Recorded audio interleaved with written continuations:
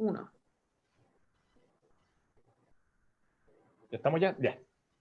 Me imagino que estamos empezando. Yo no puedo verme mucho, pero bueno. Espero que se escuche. Buenas noches. Siendo las 8:03 de la noche aquí en Santiago de Chile, estamos empezando esta conversación de detrás de los uniformes. Una conversación que quisimos hacer en este minuto, y muchos me preguntaron por qué hoy día, o por qué hoy día martes en la noche, cuando en verdad Yom HaZikaron partió realmente ayer anoche, y hoy día en la noche ya estamos partiendo Yom HaTzmaut. Y principalmente porque esta es una conversación que queremos conectar con el recuerdo y el dolor y el homenaje a nuestros 23.816 soldados caídos y 3.153 víctimas del terrorismo en Israel, pero también conectarlo con Yom HaTzmaut y terminar con esperanza, con alegría, y que este sufrimiento y pérdida de nuestros soldados no haya servido para tener lo que tenemos hoy día, un Estado grandioso, un Estado maravilloso, un Estado que es admirado por todo el mundo, y que tenemos que celebrar también Yom HaTzmaut. Entonces partimos con Yom HaZikaron y vamos a terminar un poquito conversando de Yom HaTzmaut.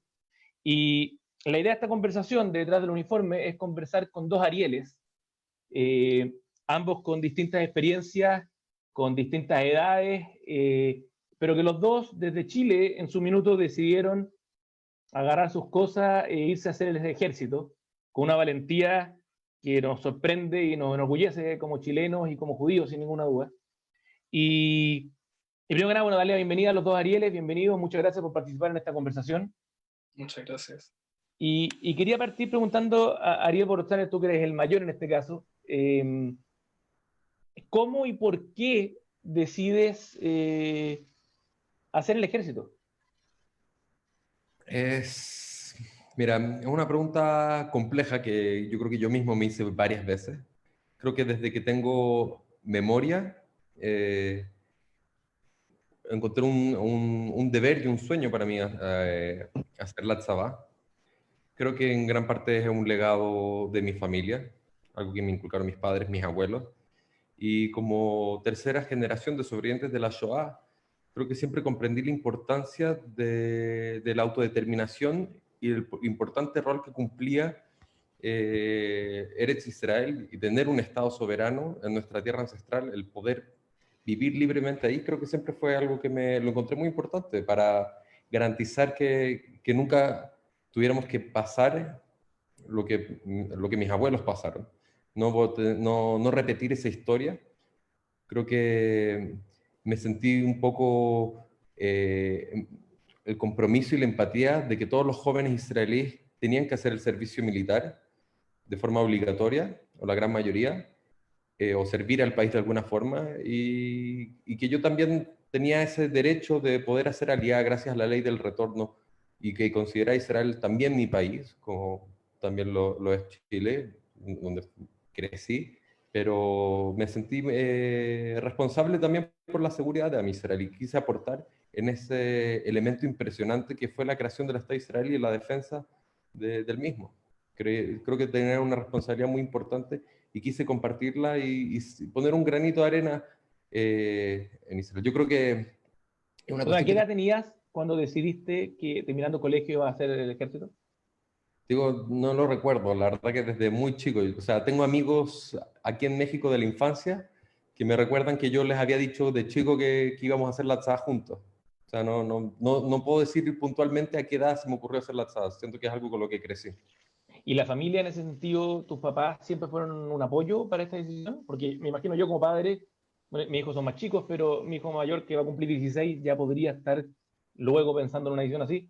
Igual da susto, independiente de que estamos todos orgullosos obviamente de nuestros soldados, pero cuando vivimos en la Golá tenemos esta, entre comillas, comodidad y frescura, si queremos llamarlo de alguna forma, ¿no es cierto? ¿Cómo fue la reacción de tus papás? Bueno, la verdad que creo que para los papás puede ser incluso más difícil que para uno hacer la tzada, que no es fácil de por sí. Pero mis papás me apoyaron mucho.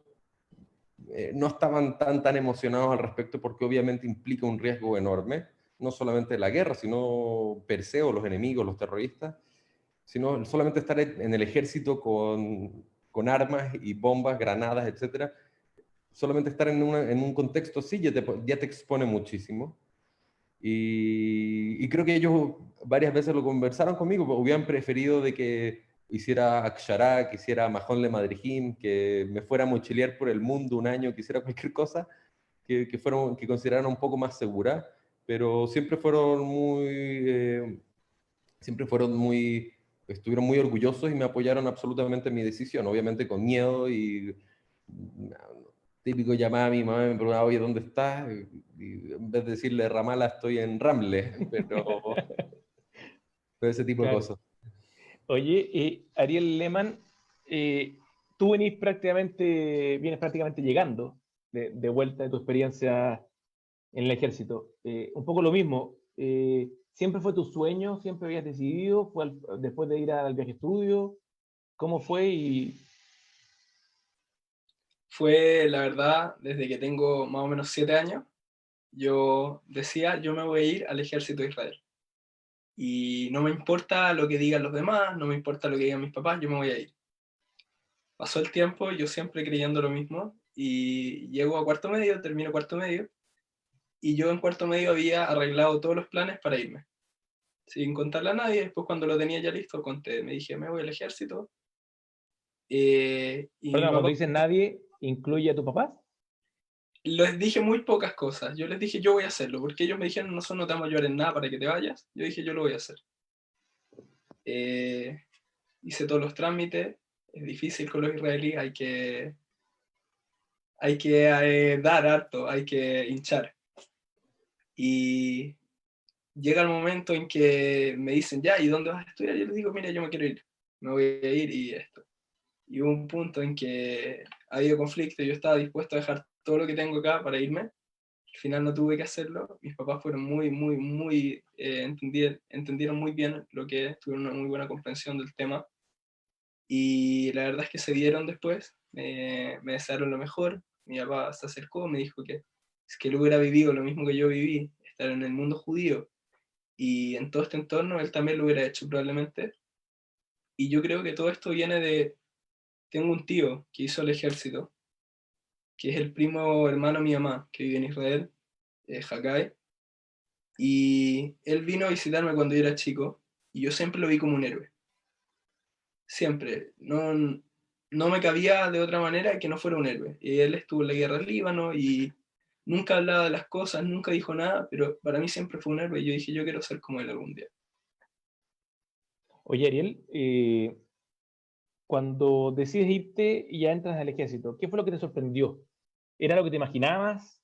Claro, uno ve Fauda, ¿no es cierto?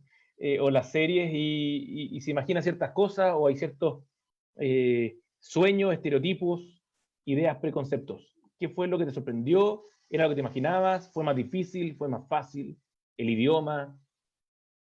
Ya, el idioma, partiendo por eso, no es hebreo. Es slang tzvai, es el idioma del ejército. Yo llegué El otro Ariel se ríe con eso. con mi hebreo rudimentario, así, una cosa de que podía decir Ken, Lo y Sherutim. ¿Ya? Llego y al principio me mandaron a una base que es de Olim, que se llama Mijbealón, un lugar que la verdad yo no lo recomiendo, en donde nos enseñaron hebreo y es con puros Olim. Aprendí más ruso que hebreo ahí, pero fue muy rico eso de entender más o menos cómo funciona la rutina militar. Eso de que todos los días tienes algo que hacer, todas las cosas están planeadas, no hay nada que sea muy sorpresa. Después, en cuanto a a lo que mencionaste anteriormente de si es que qué es lo que más me sorprendió lejos, es el hecho de que todos, cada parte de la sociedad se representa en el ejército. Yo llegué con muchos como ¿Pero fuiste? preconceptos, como todo esto, todos los israelíes que llegan a Chile dicen yo estuve en fuerzas especiales y todos son Superman, pero después te das cuenta con el tiempo que fui viendo es que no, que hay de todo y que la gente en serio es parte de su vida y siempre tienen un hijo, un hermano o un tío que está en el ejército. Y te das cuenta que el ejército de Israel es Israel. Y había una frase en Mijuelon, que se llama Am Bonetzabá Boneam. El pueblo forma el ejército y el ejército forma el pueblo. Y esa frase es muy cierta, y eso fue lo que más me impresionó, yo creo. Oye, Ariel Borotzaner, a ti, por tu lado, también, ¿te sorprendió algo? ¿Fue lo que te imaginabas? No sé si está, el Ariel está medio pegado, parece, en este minuto. Mayupa Ruski. Ariel Borotzaner, ¿estás ahí? Bueno, vuelvo contigo mientras, Ariel Lehmann. Conversábamos un poquito antes de salir al aire el tema de que fue duro, qué cosas fueron duras también en este tiempo. Y tienes un par de historias ahí, a lo mejor podrías compartir alguna. Bueno, es verdad. ¿Se escucha? Sí. Ya. Yo creo que lo más duro del ejército es ¿Aló? el sentimiento de estar solo. Y pasa mucho con los Hayelim Bodedim, los soldados solitarios que vienen de otros países o que no tienen familia, que la soledad los hace sucumbir a la presión. Y a mí personalmente yo tenía dos amigos que se quitaron la vida y son cosas que pasan en el ejército.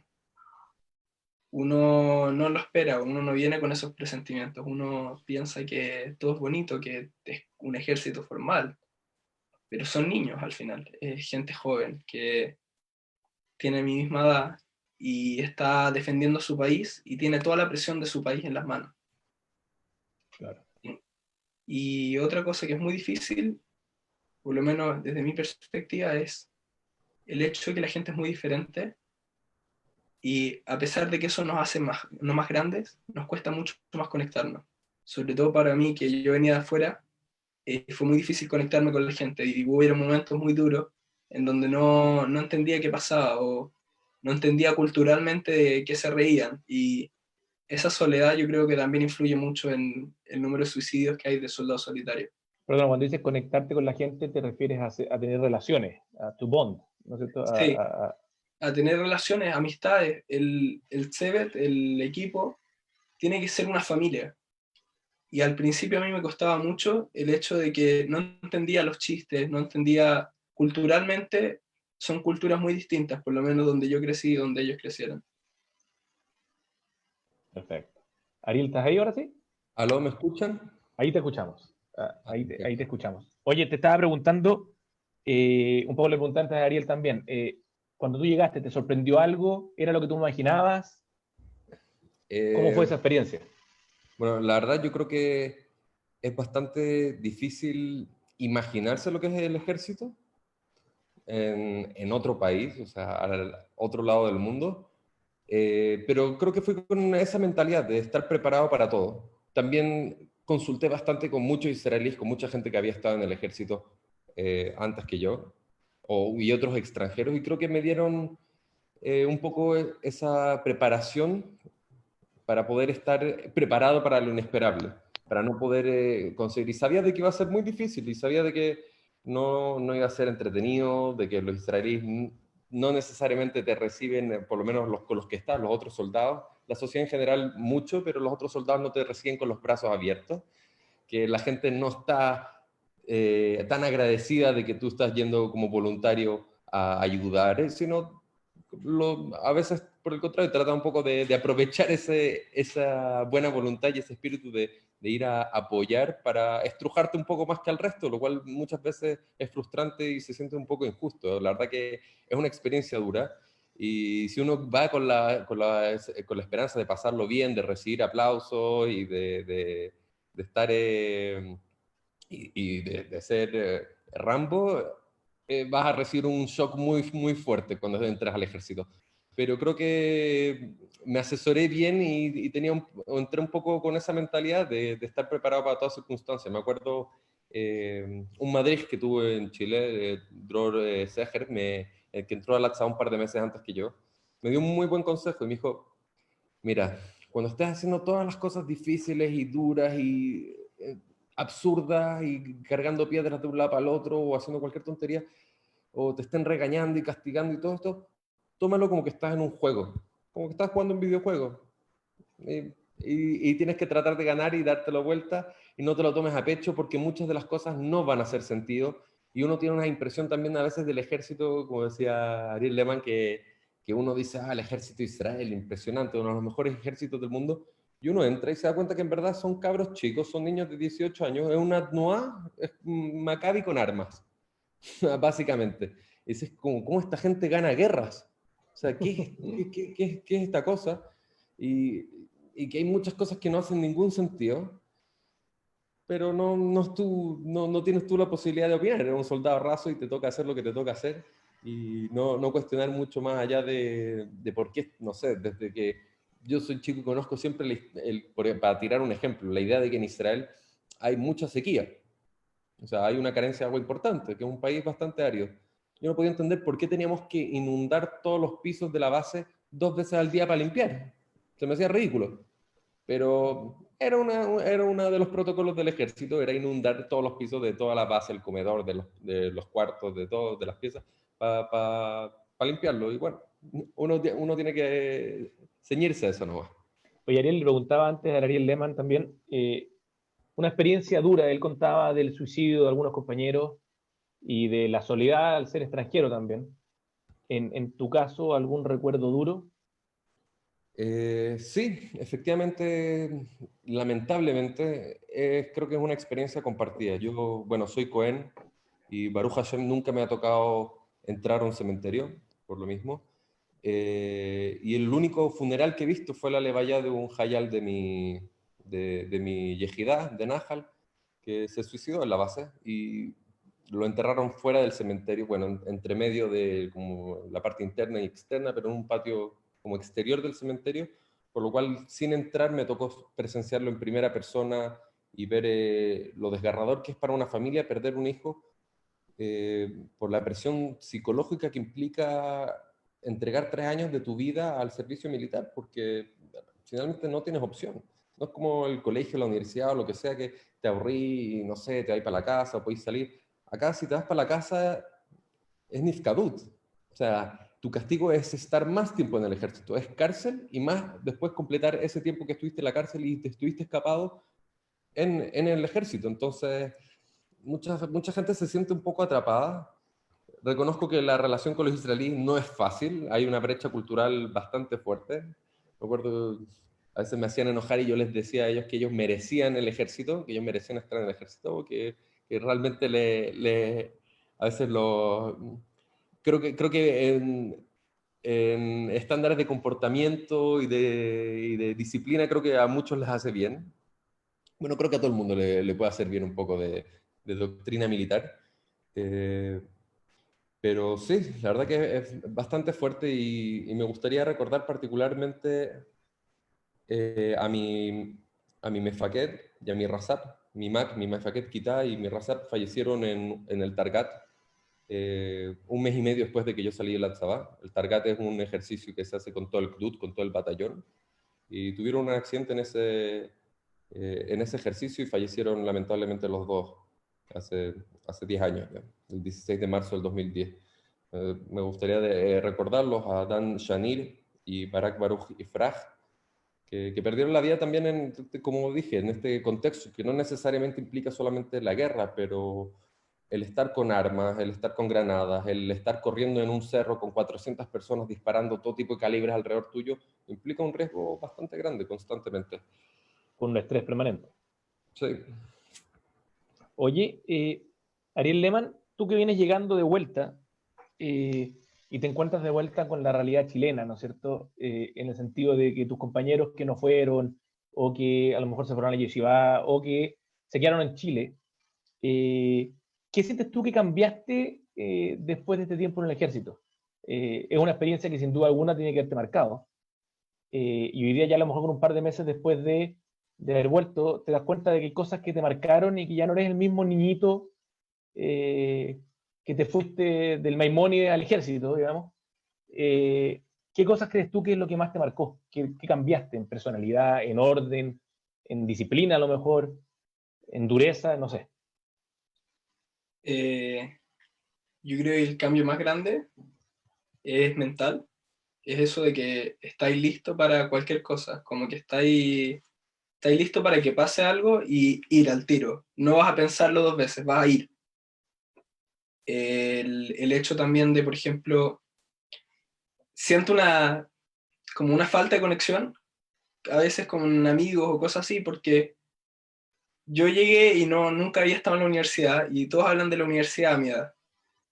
Y llego y yo estaba pensando, oye, tenemos que ir a Hebrón o tenemos que ir a estos lugares. Estaba pensando en cosas así como de, no sé cómo explicarle, yo sentía que era una vida seria, y llego acá que todo relajado, que llegué el primer mes y estaba paranoico, llegué al aeropuerto, me bajé del avión, salgo a la puerta y veo una patente blanca y le digo a mi papá y mi mamá, cuidado, no sé qué puede estar pasando acá. Las patentes blancas en Israel son Palestina. Y cuando ves una patente blanca en un lugar que tú estás caminando, no es algo común. Y salté, y es una cosa de que, no sé si es que es estrés postraumático o cosas así, pero terminas con eso como fitzot, como de listo para saltar. También Ahora algo es que, parte de un entrenamiento bien aprendido también. sí, eso es impresionante, eso de que te enseñan como a actuar sin pensar, porque no vas a tener tiempo para pensar todo. Después tienes que actuar y después pensar. Disparas 2 balas, después te tiras al piso y después piensas lo que vas a hacer.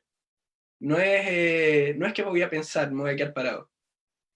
Y el hecho de dormir es una cosa impresionante. El hecho de que yo antes no funcionaba sin 9 horas de sueño, ahora puedo dormir 4, 6, me levanto todos los días ahora a las 6:25, parto clase a las 8. No tengo problema. Puedo tener sueños después en el día, pero no me voy a dormir de vuelta, hasta de vuelta en la noche. Y el efecto más grande, yo creo, es en tu personalidad. El ejército está encerrado mucho tiempo con gente. Entonces, generas relaciones o no generas relaciones, tu personalidad, entre comillas, como que se define más. Sabes quién eres y como sé qué quiero, ¿me entiendes? Claro, ahora por otro lado también te aprendes a convivir con gente en el día a día permanentemente. Sí, es que el ejército, eh, voy a decirlo, esto suena muy mal, pero nosotros venimos de una situación muy buena. En el ejército no todos vienen de la situación muy buena. Y para un niño del Maimónides es un shock cultural gigante el hecho de llegar y estar con gente que viene de todos lados. Tienes de todos lados y es un shock cultural muy grande. Y te das cuenta que, por ejemplo, en el colegio recibiste una educación que muchos de ellos no recibieron, muchos de ellos no terminaron el colegio y lo van a terminar a favor del ejército. Y eso de como que sientes que empiezas a apreciar lo que te dieron. Y lo que uno aprecia de verdad, por ejemplo, yo llegué y me acuerdo tener una cama propia, mi cama, que yo no vivía en mi casa allá, vivía en casa de la Ruti o vivía en Arcelia. No vivía en mi casa. Llegar y tener tu casa o tener tu pieza con tus cosas te da una sensación de que estoy donde están mis cosas, donde no es mi hogar, pero sí están mis cosas. Y Oye, Ari, dime, dime. lo último es que el ejército te da a mí, por ejemplo, me pasa que eh, yo cada vez que veo, por ejemplo, en Yo Más de Caón, veo soldados muertos o las historias de soldados muertos, te llega como que fuera tu hermano. Pero en serio, como que fuera tu hermano, como que lo conocieras de toda la vida. Nunca había escuchado a esa persona y lo conozco de toda la vida. Y quería mencionar un proyecto que hay que toma las cartas que escriben los Hayelim o poemas. Yo escribo poesía en mi caso. Y hay un proyecto a Hayelim muertos que se llama Od Meat Nafoch Leshir. Es un proyecto que comenzó Idan Reichel para tomar las cartas que escribieron los Hayelim y volver las canciones. Y en serio recomiendo escucharlas. Tienen un sentimiento muy fuerte porque son Hayalim que en muchos casos saben que van a ir a morir. y están dispuestos. ¿Por qué? Porque hiciste un juramento, porque te preparaste para este momento y porque no vas a dejar, porque tú eres la última frontera entre lo que te puede matar a ti y lo que va a matar a tu familia seguro.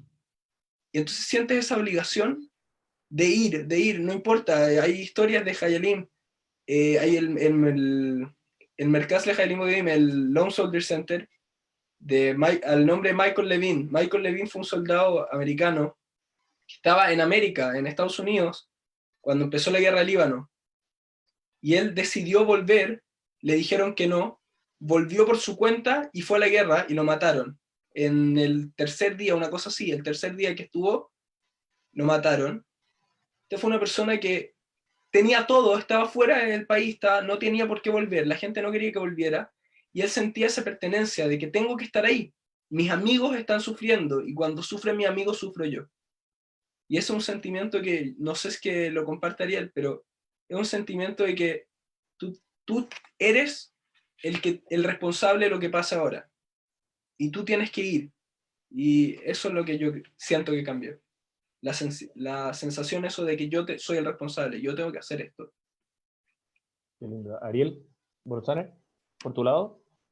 Creo que la estructura del ejército tiende a arraigar ese sentimiento constantemente en los soldados. Muchas veces, o sea, cuando vas caminando por el desierto con 30, 40 kilos en la espalda y realmente crees que no puedes caminar más, las ampollas en los pies, las llagas, son, o sea, en cualquier otra circunstancia no hay manera que te movieras y te sentarías y dirías, no, yo no me muevo un pie más. En esas circunstancias, cuando estás en ese momento, sabes de que si es que tú dejas de caminar y paras, tus amigos te van a tener que cargar, que están con el mismo dolor que tú. Entonces esa sensación de compañerismo, esa hermandad, esa fraternidad que se vive constantemente, de que si tú haces alguna tontera, si tú metes la pata, no estás jugando solo tu vida, estás jugando la vida del resto. Y la vida del resto depende de ti y la tuya del resto. Y eso es constante, a un nivel micro y macro, porque, como dice Ariel Lehmann, eres la última barrera, eres la última frontera. Si tú te quedas dormido en Shmirá, en la guardia, puede ser que te maten a ti, pero probablemente van a matar a una familia en el Ishub que está atrás tuyo. Y si tú no haces tu máximo esfuerzo y no combates, no haces lo que tienes que hacer, los Hayelim que están contigo van a tener que van a cargar con ese peso también.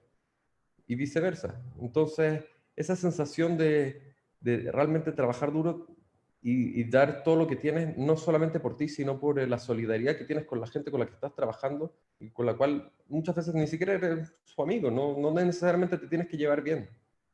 ¿No? Esa cosa de hermanos en armas tiene un significado interesante porque no es necesariamente amigos en armas.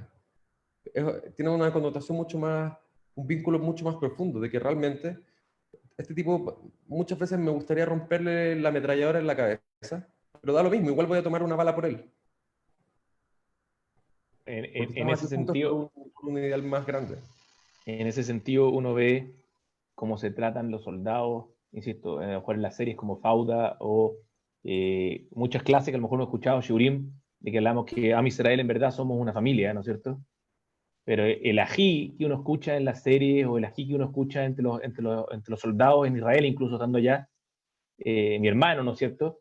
Se ve muy representado en lo que dicen los dos. Esta cosa de que el de al lado tuyo es tu hermano de armas, pero y que a lo mejor, al igual que pasa de repente con los hermanos en la casa, le pondrías la metralleta en la cabeza, el momento en los que hubo, tú darías la vida por él. Y se ve muy reflejado en la historia de ambos. Ariel Lehmann, ¿lo volverías a hacer? Sí, pero no en el mismo lugar. ¿Y se puede elegir? Yo planeaba ir a otro lado y me rompí la pierna un día antes del tryout. Entonces me mandaron a Nahal y súper feliz y todo, pero yo quería otra unidad, o sea, pero sí lo haría de vuelta porque siento que es una obligación. Y cuando uno mira hacia atrás, uno ve todo lo bueno. Yo igual me acuerdo de algunas cosas malas, mis papás también se van a acordar porque los llamaba llorando en la noche, diciéndoles no puedo más con esto, es lo peor que me ha pasado en la vida. Sálvenme, ¿qué hago? Una cosa de que mi soldado, mi sargento, la primera, yo era un buen soldado, me portaba bien, soy disciplinado, me gusta, siempre he sido como un soldado en la casa, me gusta el ejército, me gusta cómo funciona la mente militar. Pero mi sargento una vez, por ejemplo, me avergonzó grave frente a todos, o te tiran al piso, estás haciendo flexiones, no te pueden pegar, pero te pegan. Estás haciendo flexiones, te pegan, estás durmiendo y te dicen 7 minutos Krav Maga y tienes que correr con todos y si que no llegan todos, entonces todo de vuelta y te tienes que... Cosas de que lo pasas mal en serio, estás privado de sueño, estás con todos tus compañeros muertos de frío, durmiendo en una carpa en la mitad del desierto. Nos tocó la noche más fría del año dormirla afuera, me dio hipotermia. Una cosa de que no es algo que te va a dar en una sociedad común. Y sufrís, sufre, pero aún así volvería feliz. Yo llegué acá a Chile y la universidad me tiene loco. Eso de no saber cuándo es cada cosa es horrible. El hecho de estar en el ejército y saber qué tienes que hacer, en qué lugar tienes que estar, cuándo, dónde, cómo tienes que estar, qué ropa tienes que usar, es muy fácil. Mentalmente es muy fácil. Y el hecho además de estar ahí y pasarlo mal, hay una frase que me dio mi mefaquer que le tomé el peso bastante más tarde de lo que debería, que es, perdón por la expresión, comer caca juntos. O sea, comer caca solo es asqueroso, pero comer caca juntos es exquisito. El hecho de pasarlo mal con gente que uno siente que quiere es lo más rico que hay, porque lo estamos haciendo juntos. Cuando estás solo, sí lo vas a pasar pésimo. Pues el ejército, esa es la gracia que tiene. Nunca estás solo. Te dan un tzemed, una pareja. Mi pareja, en el principio yo me metí en una pelea con él, lo tiré al piso. Fue violento, me vinieron a separar, casi nos mandan a juicio. Pero conseguimos que no, dijimos no, estábamos jugando. Era un tipo que yo me llevaba muy mal. Y pasó el tiempo y se volvió uno de mis mejores amigos. Nos volvimos muy cercanos. Aprendí lo que él sabía, él aprendió lo que yo sabía, le enseñé español. Y tienes también una Juliá, que es un grupo, como un subgrupo del equipo, de 4, 3, dependiendo, y trabajas en equipo como que fueras un... Es impresionante, como que fueras uno, porque todos saben dónde tienen que ir y todo, y es tan bonito eso, pero sí, lo volvería a hacer 100%. Oye, no puedo no repetirlo, pero es emocionante de una forma u otra. La frase papolera, ¿no es cierto? No hay como comer caca juntos. Pero si bien es una frase que puede sonar divertida, yo creo que refleja mucho a lo mejor lo que se escucha y se expresa por tus palabras. Ariel Borotzaner, ¿tú volverías a hacerlo? Mira, eh, A lo mejor han pasado más años también y hay madurado más otras cosas. mira, en mi caso personal, creo que lo volvería a hacer 100%. Creo que hay un fenómeno psicológico también de que la memoria en general se aferra más a lo bueno que a lo malo, un Sin carácter de duda. nostalgia. Me acuerdo haber estado llorando en el desierto a la mitad de la noche, mirar al cielo y decir, por favor, promete que nunca te vas a olvidar de qué estás haciendo acá y no vas a volver, prométetelo. Y hoy en día me encantaría ir y cada vez que lamentablemente hay problemas en Israel, estoy ya empacando la maleta para ir a hacer mi Luim. Me encanta, la verdad que me genera una nostalgia enorme y una envidia muy grande a mis amigos que están allá y hacen servicio de reserva. Realmente me gustaría hoy en día, a pesar que fue muy difícil. Creo que como voluntario, no sé, por lo menos en mi experiencia, el servicio fue particularmente difícil. Hay ciertas frases que te dicen como "Atase hetzi sherut, hasta seca fula boda", como haces mitad del servicio. Yo hice 1 año y medio, entonces haz el doble de trabajo. Tú ya aquí ya te vas en 2 meses, ya, ¿qué importa? Ve tú a limpiar, ve tú a lavar, ve tú a cargar, ve tú a hacer todas las cosas. Y te exprimen y dicen, bueno, sabes que tú estás aquí para levantar la moral y viniste como voluntario.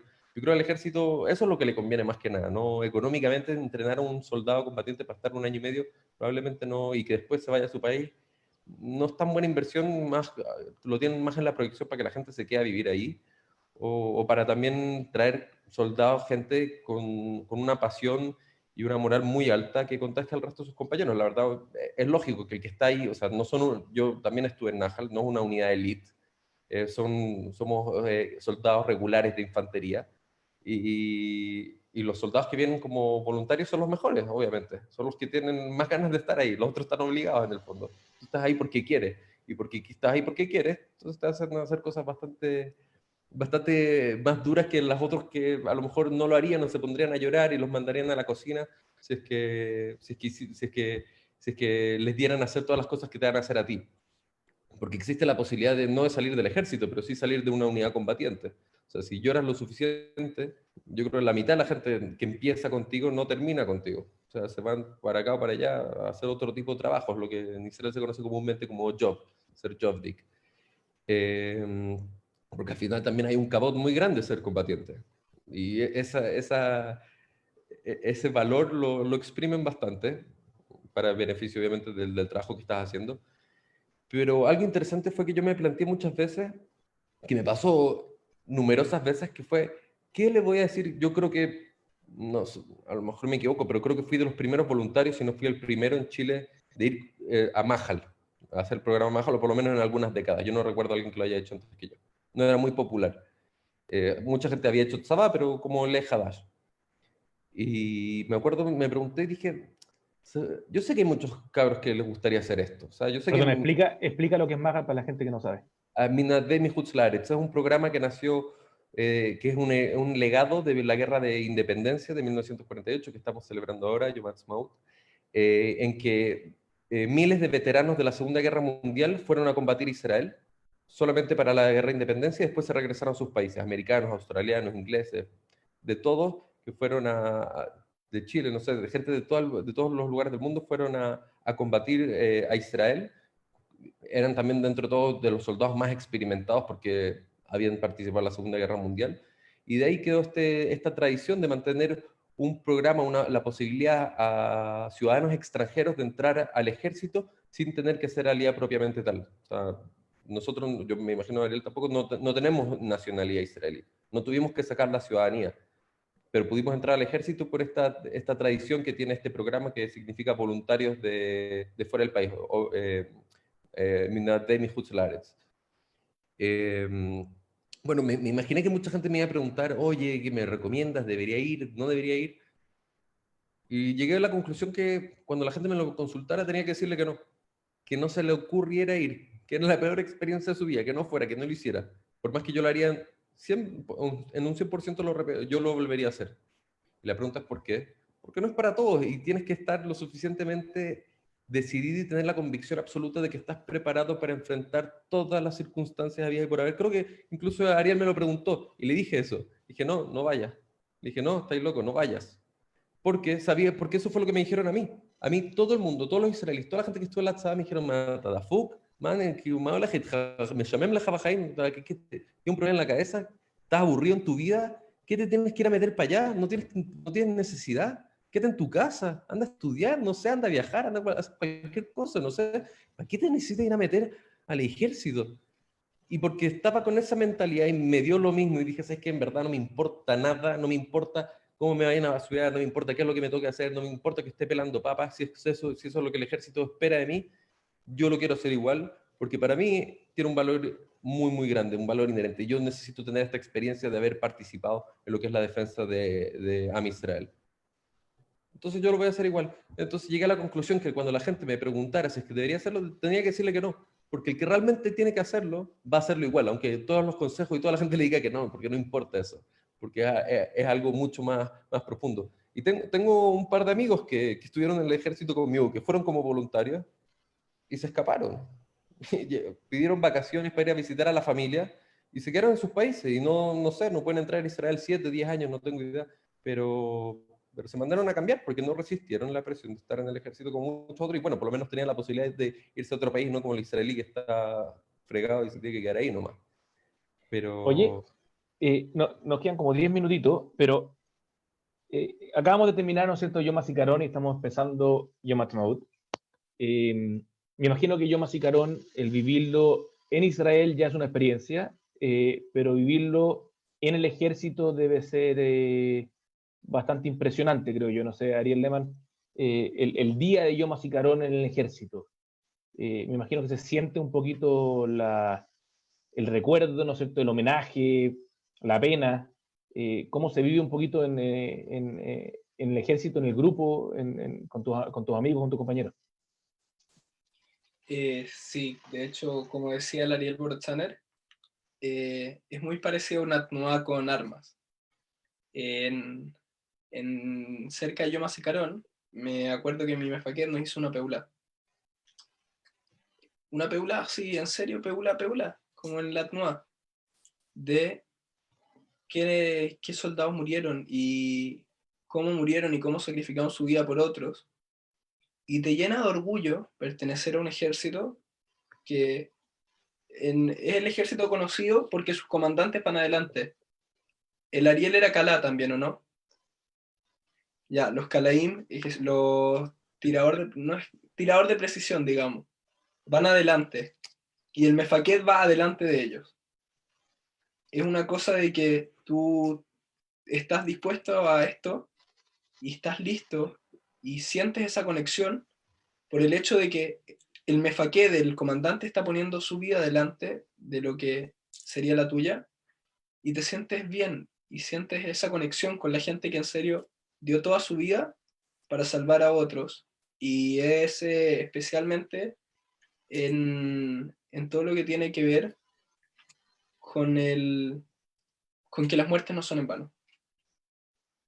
Que eso es un tema que es difícil de entender, porque ¿cómo le vas a explicar a una mamá que su hijo murió, pero que no fue en vano, no se preocupe, que murió como un héroe?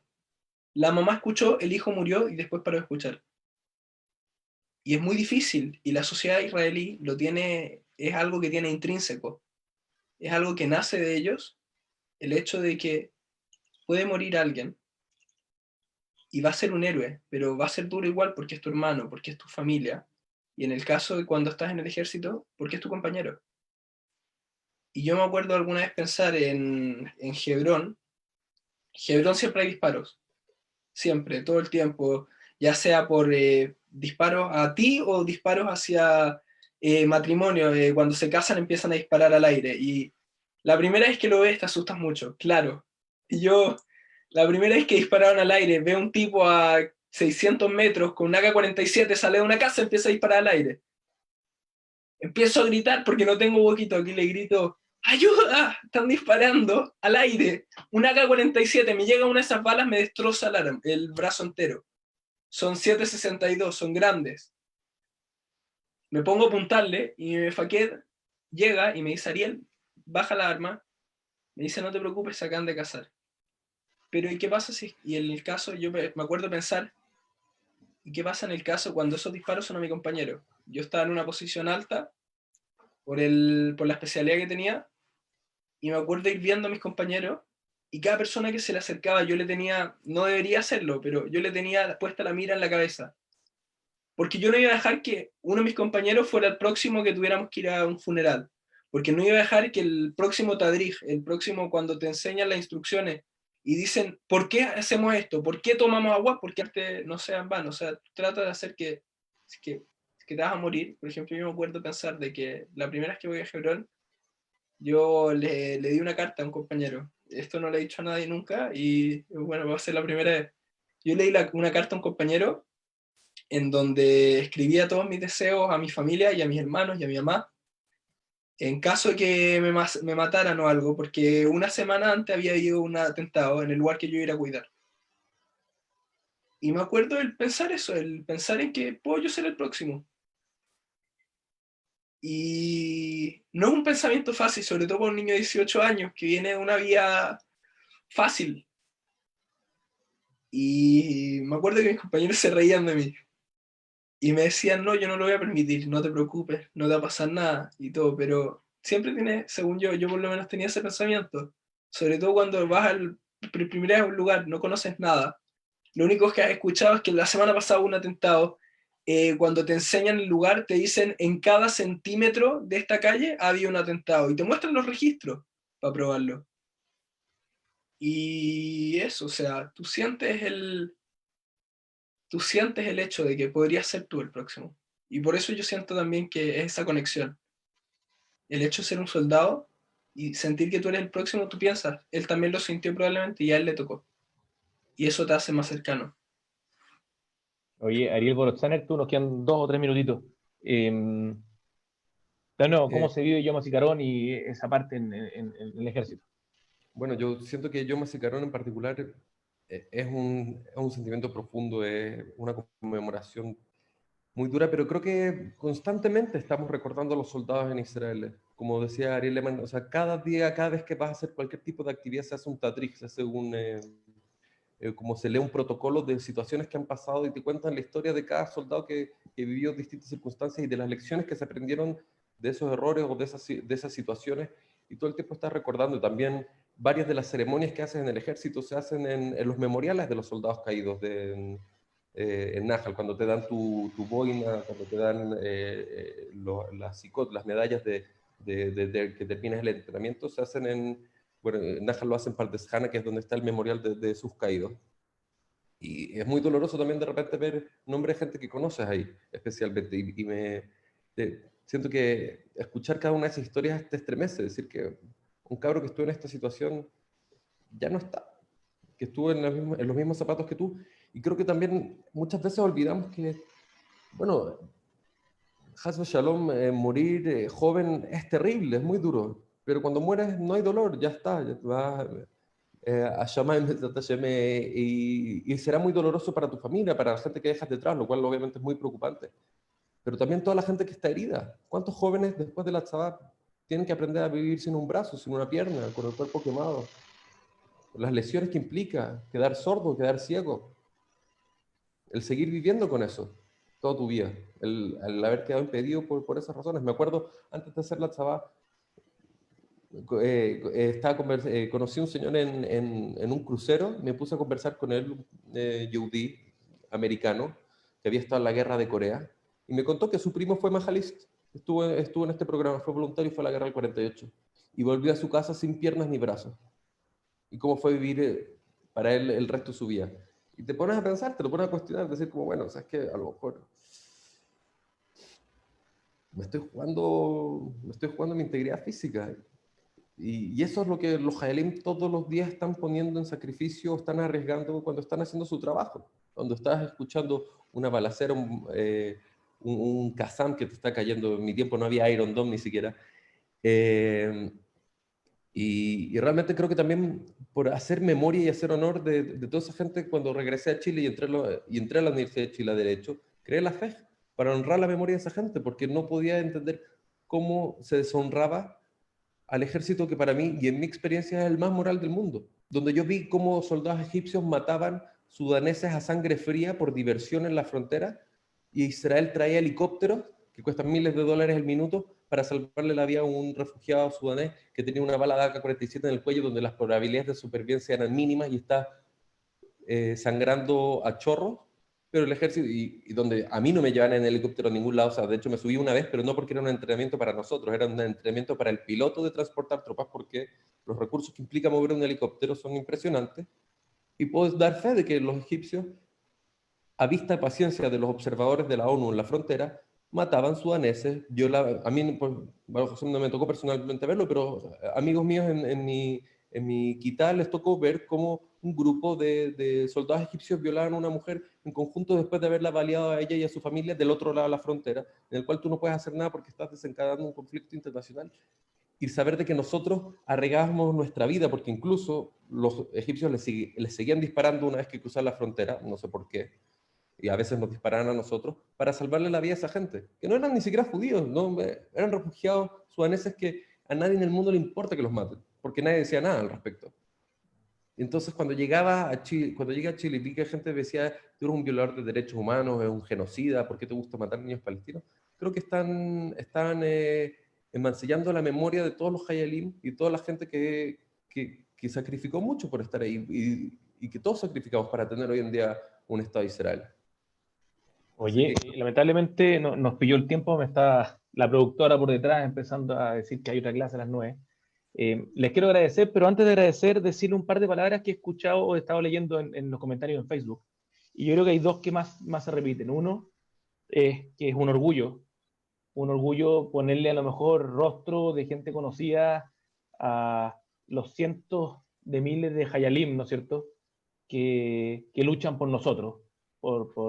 Y en ese sentido acá tenemos dos ejemplos maravillosos de chilenos que quisieron luchar por nuestro pueblo y por Israel. Y la segunda palabra que más se repite yo creo que es Am Israel Jaive Kayam, que de una forma u otra es lo que nos une, nos hace luchar en distintas formas, y a ustedes en ese caso, como yo lo dije a lo mejor en un video, y lo dijo Ray Efraín también otro día en un video, superhéroes sin capa, y que nos ha servido sin duda por los comentarios que detrás del uniforme hay dolor, hay caras, también hay alegrías, pero sin duda alguna, yo insisto, la palabra principal acá es un orgullo y agradecerle a ambos, no solamente por haber hecho el ejército, no, sino también por haber compartido esta experiencia con nosotros y con la gente que nos está viendo por Facebook y por Tutora TV en México.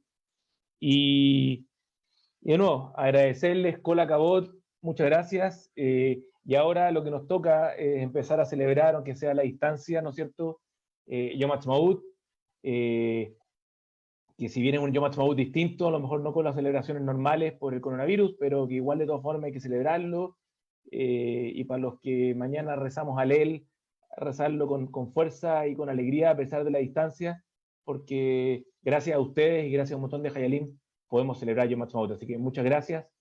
Y bueno, a lo mejor estamos viendo en otra porque yo creo que la gente estaba muy contenta y la verdad que muy entusiasmada y, insisto, muy emocionada por las palabras de ambos. Así que se les quiero agradecer y muchas gracias.